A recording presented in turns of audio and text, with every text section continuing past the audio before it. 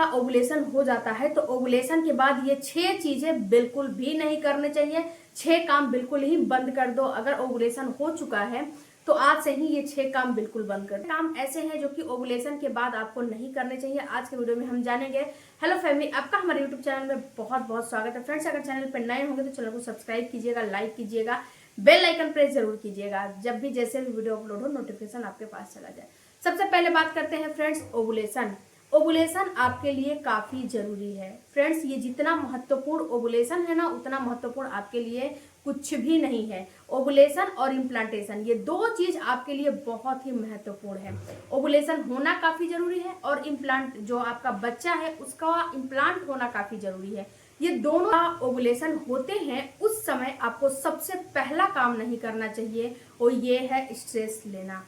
Stress friends, वैसे तो winter में स्ट्रेस थोड़ा सा कम हो जाते हैं, लेकिन आपको स्ट्रेस किसी भी कारण से, किसी भी रीजन से नहीं लेने चाहिए। अगर स्ट्रेस बहुत ज़्यादा आ रहे हैं तो थोड़ा सा योगा करो, थोड़ा सा एक्सरसाइज करो, थोड़ा सा अपने मन को इधर उधर भटकाने की कोशिश करो, जिससे कि आपका स्ट्रेस थोड़ा सा कम हो सके। ओके, तो स्ट्रेस आपको बिल्कुल भी नहीं लेना चाहिए किसी भी रीजन से, किसी भी कारण से स्ट्रेस को लो। दूसरा फ्रेंड्स, ठंडी चीजें। इस जब ओवुलेशन आपके हो जाते हैं तो उस समय फ्रेंड्स क्या होता है कि ठंडी चीजें आपको नहीं खाने चाहिए। ऐसा नहीं है फ्रेंड्स कि जब ओवुलेशन होते हैं तो आप जैसे कि आइसक्रीम वगैरह, कोल्ड ड्रिंक वगैरह या फिर फ्रिज में रखी हुई कोई भी चीजें आप खा, बिल्कुल ही नुकसान करेगा। ये आपको फायदा नहीं करने वाले हैं, क्योंकि जब ओवुलेशन होते हैं ना, उसके बाद से आपके इम्प्लांट की तैयारी शुरू हो जाती है, यानी कि इम्प्लांटेशन की प्रोसेस शुरू हो जाती है। तो उस समय अगर थोड़ा सा भी मिस्टेक करते हो तो ये मिस्टेक आपके ऊपर बहुत ही ज़्यादा भारी पड़ जाता है। तो कभी भी इम्प्लांटेशन के टाइम पे आपको बहुत ही ज़्यादा ठंडी तासीर की चीज़ें और बहुत ज़्यादा ठंडी चीज़ें नहीं खाने चाहिए। ओके, क्योंकि इम्प्लांटेशन होते हैं तो उस समय आपका हार्मोन, जो प्रोजेस्टेरोन हार्मोन है, वो बढ़ते हैं। और जब ठंडी चीज़ें खा लेते हो और बॉडी हिट भी रहता है, उस समय जो लक्षण बताए जाते हैं उसमें ये भी बताए जाते हैं कि जब आपका इम्प्लांट होता है तो आपको प्रेगनेंसी के लक्षण होते हैं कि फीवर वगैरह आ जाते हैं। तो उस समय थोड़ा सा बॉडी हीट की प्रॉब्लम भी रहती है, यानी कि आपका बॉडी हीट भी रहता है। और जब ठंडी ठंडी चीज़ें खाते हो तो ये आपको दिक्कतें करने लगती है। ओके, तो ठंडी तासीर की चीज़ों का इस्तेमाल बिल्कुल भी नहीं करने चाहिए। ओवुलेशन के बाद आपको कभी भी ऐसा नहीं करना है कि आपको नंगे पैर चलना चाहिए। नंगे पैर यानी कि अब तो विंटर का सीजन आ गया है तो आपको मोजे वगैरह पहन के रखना चाहिए, पहन के रहना चाहिए, स्लीपर वगैरह पहन के रहना चाहिए। कभी भी बिना मोजे और बिना स्लीपर के आपको नहीं चलना चाहिए, क्योंकि होता क्या है कि जब इम्प्लांटेशन की प्रक्रिया होता है तो आपका जो तलवा होता है और जो आपके माइंड का पिट्यूटरी ग्लैंड होता है और जो आपकी बच्चेदानी होती है, जो यूट्रस होती है, इससे बहुत ही ज़्यादा गहरा कनेक्शन होता है। और जब तलवा से ब्लड ऊपर जाता है, यानी कि आपके यूट्रस में जाता है, तो ये ठंडा ब्लड जाता है। जब ये ठंडा ब्लड जाता है तो आपके यूट्रस में कॉन्ट्रैक्शन होने लगता है। जब कॉन्ट्रैक्शन होने लगता है तो आपको ब्लीडिंग होने लगती है। तो कभी भी आपको ओवुलेशन के बाद ठंडे तलवा यानी कि ठंडा पैर फर्श पे डायरेक्ट नहीं चलना चाहिए।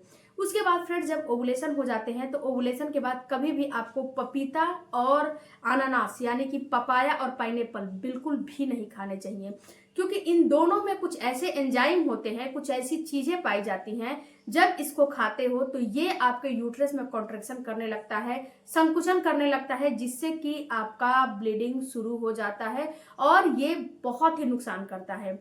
जो है पपीता और आपको जो आपका पाइनएप्पल होता है, ये अनानास जो आपको पूरे 9 मंथ नहीं खाने हैं।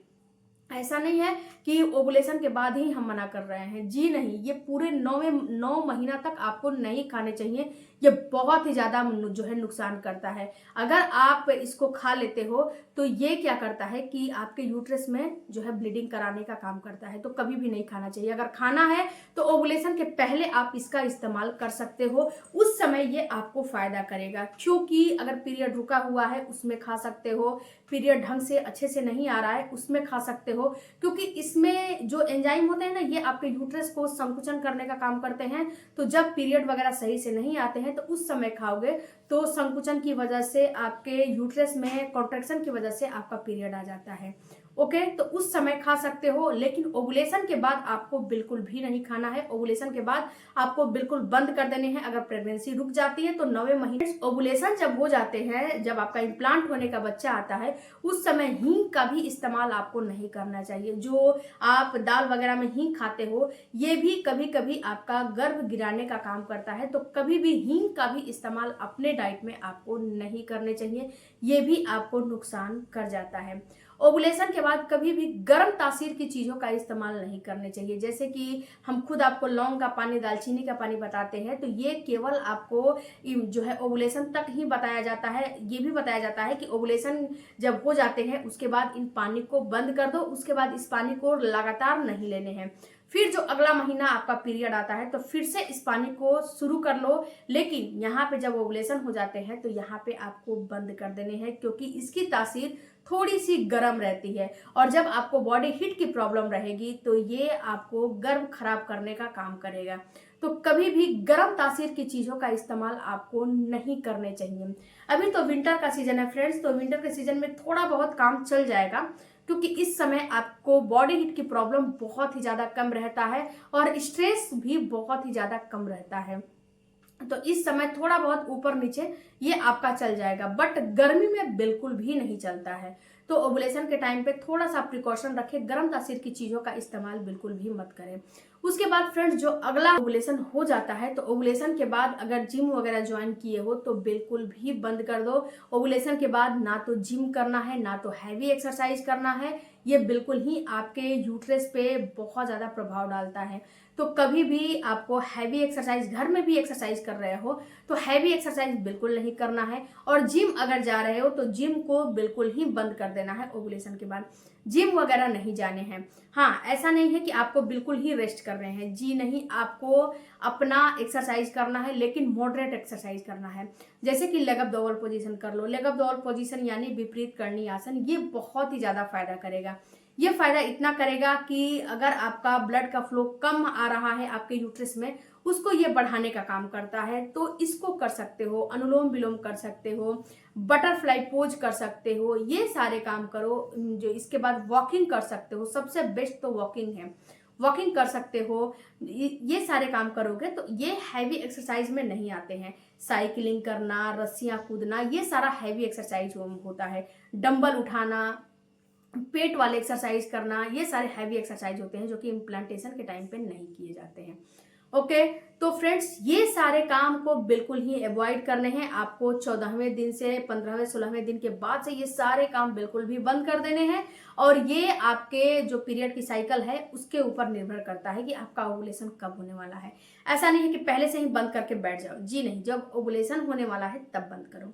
फ्रेंड्स, आशा करते हूँ कि आपको ये वीडियो पसंद आए होंगे। अगर पसंद आए हैं तो चैनल को सब्सक्राइब, लाइक, शेयर जरूर कीजिएगा। मिलती हूँ अगले वीडियो में, तब तक धन्यवाद।